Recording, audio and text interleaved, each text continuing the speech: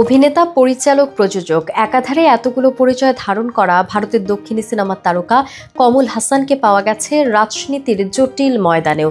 সেই কমল হাসানই কি না নাপিতের কাজও করেছেন।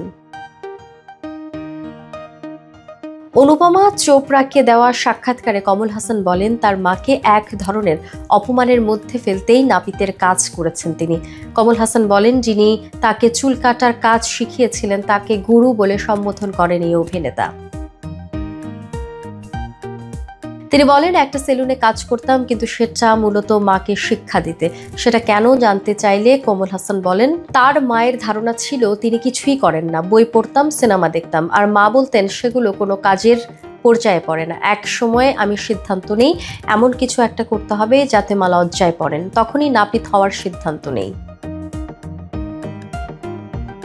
পরিচালককে বালাচন্দর স্মরণ করে কমল হাসান বলেন, ১৯ বছর বয়সে তিনি বালাচন্দরকে গিয়ে বলেছেন সিনেমা বানাতে চান। তখন বালাচন্দর তাকে বলেছিলেন, পরিচালক হতে গেলে সারা জীবন অটোরিকশায় ঘুরে বেড়াতে হবে।